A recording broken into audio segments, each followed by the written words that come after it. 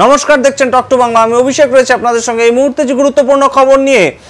কল্যাণ Bandyopadhyay শ্রীরামপুরের MP এবং তিনি কিন্তু এবারেও 1.5 লক্ষেরও বেশি ভোটে জিতে সংসদে গেছেন এবং সেইখানে গিয়ে কিন্তু ঝাঁঝালো আক্রমণ করছেন, বিভিন্ন ইঙ্গিতপূর্ণ মন্তব্য করছেন মোদী সরকারের বিরুদ্ধে। জানাবো সেই খবর, কিন্তু তার আগে অবশ্যই টক টু বাংলা ইউটিউব চ্যানেলটিকে সাবস্ক্রাইব করুন এবং প্রত্যেকটি ভিডিও লাইক, কমেন্ট, শেয়ার করে বন্ধু বান্ধব পরিচিত মহলে ছড়িয়ে দিন টক টু বাংলা। আসছি খবরে।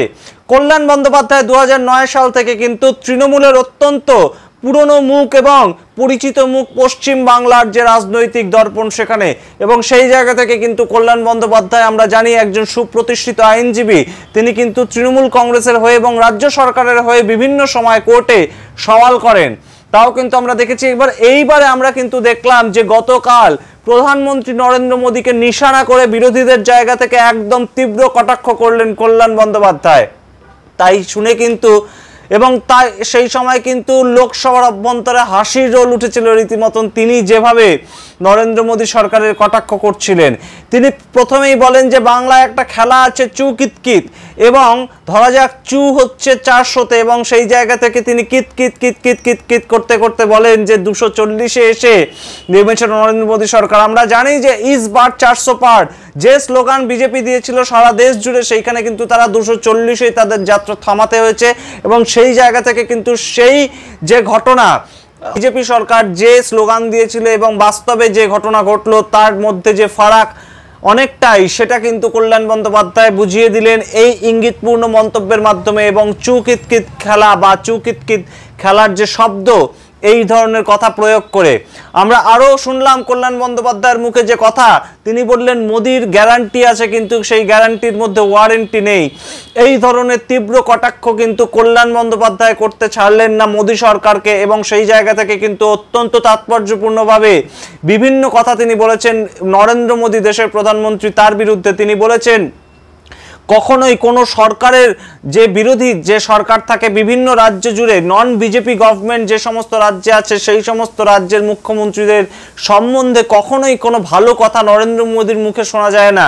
কিংবা লোকসভার অভ্যন্তরেও কখনোই বিরোধী শিবিরে যারা থাকেন, অর্থাৎ বিরোধী এমপি হিসেবে যারা থাকেন, তাদের সম্বন্ধেও কখনো ভালো কথা গত 10 বছর নরেন্দ্র মোদীর মুখে শুনতে পাওয়া যায়নি, এমন কিন্তু সরাসরি অভিযোগ করলেন কল্যাণ বন্দ্যোপাধ্যায়।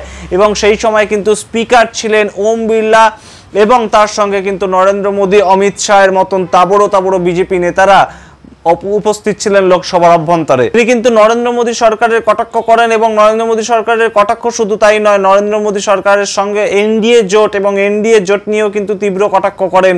এবং সেই জায়গা থেকে 240টা আসনে নরেন্দ্র মোদী যে একা তিনি সংখ্যাগরিষ্ঠতা পাননি, তেমনও কিন্তু মনে করিয়ে দিতে থেমে থাকছে না বিরোধীরা। আমরা আগেও দেখেছি যে রাহুল গান্ধী কিন্তু তার যে বক্তব্যের সময় অত্যন্ত তীব্র কটাক্ষ করেছেন নরেন্দ্র মোদীকে। এছাড়াও কিন্তু মহুয়া মৈত্র, কৃষ্ণনগরের সাংসদ তৃণমূল কংগ্রেসের পক্ষে, তিনিও কিন্তু একই পদ্ধতিতে নরেন্দ্র মোদীকে সরাসরি নির্দেশ করে কিন্তু তিনি বলেন বিভিন্ন ধরনের ইঙ্গিতপূর্ণ কথা।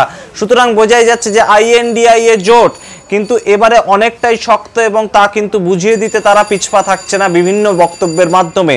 এবং আইএনডিআইএ জোটের যে একতা রয়েছে বর্তমানে এখনো পর্যন্ত, তা কিন্তু উঠে এলো কল্যাণ বন্দ্যোপাধ্যায়ের কথাতেই। কারণ আইএনডিআইএ জোটের যারা যারা শরিক দল, তাদের নাম কিন্তু সরাসরি কল্যাণ বন্দ্যোপাধ্যায় করলেন তার বক্তব্যের সময়। যে বিভিন্ন জায়গায় উত্তরপ্রদেশে অখিলেশ যাদব থেকে শুরু করে পশ্চিমবঙ্গে মমতা বন্দ্যোপাধ্যায়, কিংবা দিল্লিতে অরবিন্দ কেজরিওয়াল, কিংবা তামিলনাড়ু স্ট্যালিন, সবার কথা কিন্তু তিনি বললেন। এবং বললেন প্রধানমন্ত্রী এদের কারোর সঙ্গেই ভালো ব্যবহার করে না, এদের কারোর সম্বন্ধেই ভালো কথা কখনো প্রধানমন্ত্রীর মুখে শোনা যায়নি, এমন কথা কিন্তু শোনা গেল কল্যাণ বন্দ্যোপাধ্যায়ের মুখে। অন্যদিকে প্রধানমন্ত্রীর যখন ভাষণ দেওয়ার কথা ছিল, তিনিও কিন্তু কখনোই পিছপা হলেন না রাহুল গান্ধী তথা কংগ্রেসকে বিভিন্ন আক্রমণে শানিত করতে। তিনি কিন্তু তার বক্তব্যের মধ্যে এবং তিনি কিন্তু মনে করিয়ে দিলেন যে কংগ্রেস 99টি আসন পেয়েছে, 100 পার করতে পারেনি, সেখানে কিন্তু বিজেপি একাই 240টি আসন পেয়েছে। এ কথা কিন্তু বেশ খানিকটা তীব্র কটাক্ষের মাধ্যমে মনে করিয়ে দিলেন নরেন্দ্র মোদী দেশের প্রধানমন্ত্রী। আমরা জানি যে এনডিএ জোট বানান আইএনডিআইএ জোট এবারে কিন্তু অত্যন্ত কাটে কাটাক্কারের মধ্যে দিয়েই লড়াই হয়েছিল, এবং সেই জায়গা থেকে কিন্তু কোথাও একটা কোয়ালিশন সরকার তৈরি হয়েছে এবারে এনডিএ জোট, এবং এনডিএ জোটের মধ্যে কিন্তু সংখ্যাগরিষ্ঠতায় কোনো দলই নেই। সেই জায়গা থেকে পরবর্তীতে কি হয়, পরবর্তীতে কোন দিকে গঙ্গার জল গড়ায় আমরা কিন্তু জানি না। এবং সেই সমস্ত খবর জানতে আপনারা চোখ রাখুন টক টু বাংলার পর্দায়। অবশ্যই ভুলবেন না টক টু বাংলা ইউটিউব চ্যানেলটিকে সাবস্ক্রাইব করতে। ধন্যবাদ।